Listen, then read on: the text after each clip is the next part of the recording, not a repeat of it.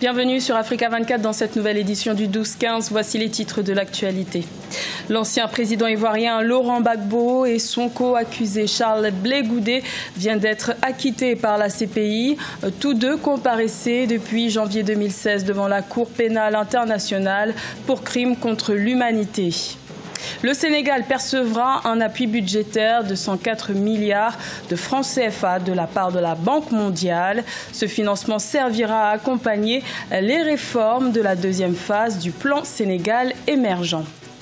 Et la journée mondiale de la culture africaine sera célébrée le 24 janvier, une mobilisation internationale qui offre aux Africains l'occasion de faire découvrir les valeurs artistiques qui ornent le continent. C'est acté. L'ancien président ivoirien Laurent Gbagbo et son ancien ministre de la Jeunesse Charles Blé Goudé ont été acquittés ce mardi 15 janvier 2019 de crimes contre l'humanité par la Cour pénale internationale. Leur procès avait débuté en janvier 2016 et Laurent Gbagbo était placé en détention depuis 2011.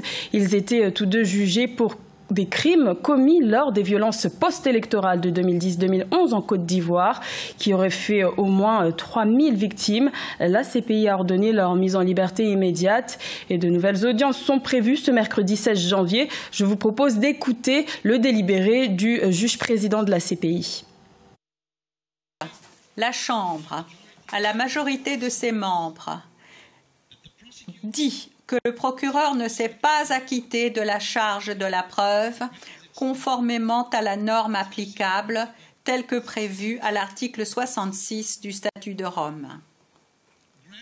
Fait droit aux demandes d'acquittement présentées par la défense de Laurent Gbagbo et celle de Charles Blé Goudé concernant l'ensemble des charges portées à leur encontre. Ordonne la mise en liberté immédiate des deux accusés conformément à l'article 81.3c du statut. Au Bénin, l'ancien président Thomas Boni Yayi a profité d'une rencontre avec ses militants pour évoquer la gouvernance actuelle du pays. Il a passé en revue la gestion de son successeur, Patrice Talon, au pouvoir depuis avril 2016. Un regard critique à 3 mois des élections législatives prévues en avril 2019. Reportage de notre correspondant Lefti Ounou, commentaire Fanny Monichi. L'état des lieux de la démocratie au Bénin inquiète l'ancien chef de l'État Boni Yayi. Près de 3 ans après son départ de la tête du pays, ce dernier rompt le silence et partage son point de vue sur la gouvernance de son successeur, le président Patrice Talon. C'était à l'occasion de la cérémonie de présentation des vœux des femmes des forces Cori pour un Bénin émergent. Il faut laisser cette démocratie s'épanouir. Nous pouvons avoir des institutions fortes. Aujourd'hui, on parle de justice service. Je ne veux pas en parler. Demain, ça va être dans Yvon. Après demain, ça va être quoi, je ne sais pas. Le président de la République, Patrice Talon, s'investit pour la réalisation de son programme d'action 2016-2021. Il a mis en œuvre de nombreuses réformes institutionnelles et constitutionnelles qui suscitent parfois des mécontentements au sein de la classe politique, mais également de la population. L'opposition, de son côté, a toujours déploré l'exil forcé et l'emprisonnement de certains de ses membres. Une seule hirondelle ne fait pas le printemps. Que tout le monde rentre pour créer la richesse. Si quelque part on a reconnu que tout le monde est fautif, parlons de l'avenir ensemble. Le président Patrice Talon bouclera ses 3 ans de gouvernance en avril 2019. Il a convoqué récemment le corps électoral pour des élections législatives le 28 avril 2019. Les tractations politiques se déroulent dans un contexte de mise en application de la réforme controversée de la charte des partis politiques et du nouveau code électoral. Le plan Sénégal émergent est entré dans sa deuxième phase depuis plusieurs semaines et pour accompagner les réformes de ce programme, la Banque mondiale a décidé d'octroyer un appui budgétaire de 104 milliards de francs CFA au gouvernement sénégalais. Siamo Vikaraseji.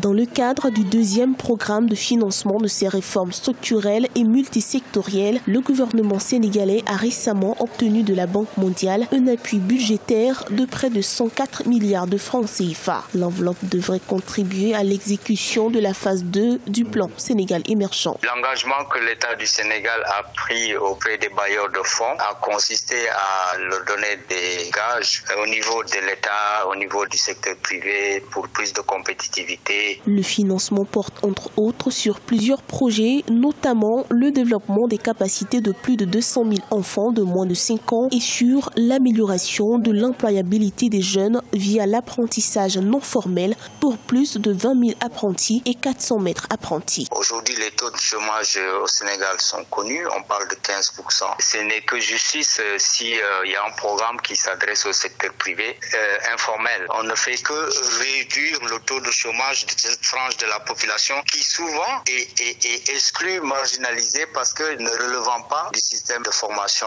formel. On parle de près de 41% de la contribution du secteur privé au PIB. Les promesses de financement formulées les 17 et 18 décembre 2018 lors du groupe consultatif de Paris sur le financement du plan Sénégal émergent ont connu un taux d'exécution de 5%. L'exécutif sénégalais s'était engagé à renforcer son plan de lutte contre la pauvreté.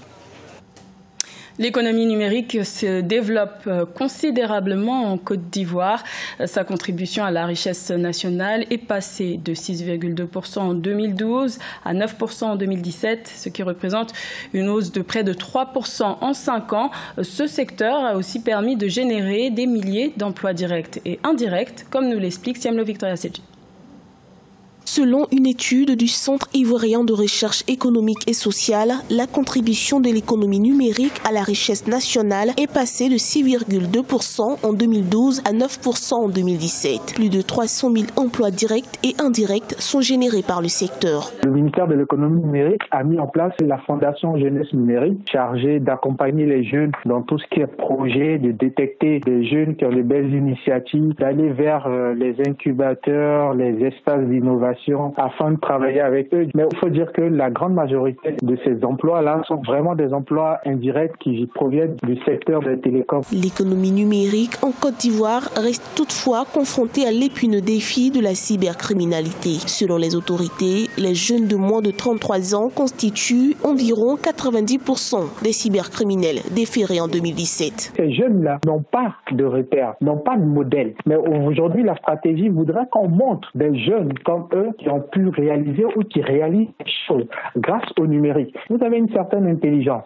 Mais cette intelligence, est-ce que vous savez que vous pouvez la mettre autrement pour gagner de l'argent honnêtement? Donc il y a certains qui commencent à sortir du lot. Au regard de l'engouement que suscitent les réseaux sociaux numériques, le gouvernement ivoirien a entrepris d'assurer la protection des données à caractère personnel. Une loi a été votée en 2013 permettant des actions de sensibilisation, lesquelles se poursuivront dès la mi-2019 via une phase de contrôle et de répression, selon ce qu'ont déclaré les autorités.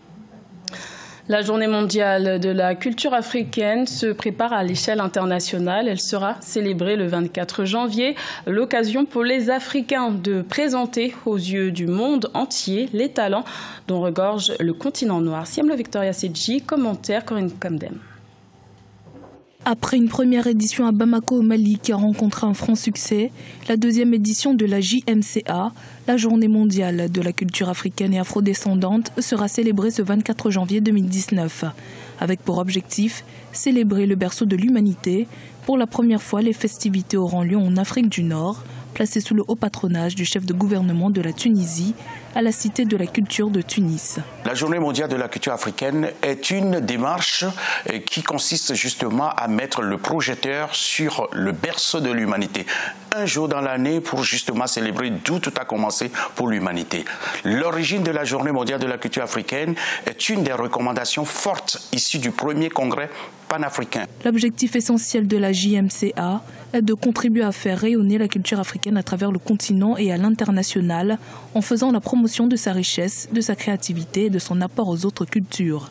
De même, cette manifestation permet d'accompagner et de valoriser les promoteurs et entrepreneurs culturels du continent et de sa diaspora en soutenant les initiatives de divers talents. Au programme, humour, musique, danse, cinéma, exposition, art culinaire, mode et conférences. La journée mondiale de la culture africaine n'est pas juste une manière de réveiller, comment dirais-je, la jeunesse pour retourner à leur source originelle. Mais c'est une manière, en tout cas pour nous qui sommes des initiateurs, de mettre sur pied une agora. C'est à chacun de nous de prendre le 24 janvier pour symboliser son africanité. C'est à chacun de nous de prendre le 24 janvier comme justement son repère. À l'origine de l'événement, le RAPEC, le réseau africain des promoteurs et des entrepreneurs culturels. Fondé en 2007, la structure ambitionne de contribuer à la promotion de la culture africaine en rapprochant les promoteurs et les entrepreneurs culturels, mais aussi en plaçant la culture au centre des préoccupations des dirigeants du continent. Ce journal a été réalisé par l'ensemble de la rédaction. Merci de votre fidélité. L'information continue sur Africa 24.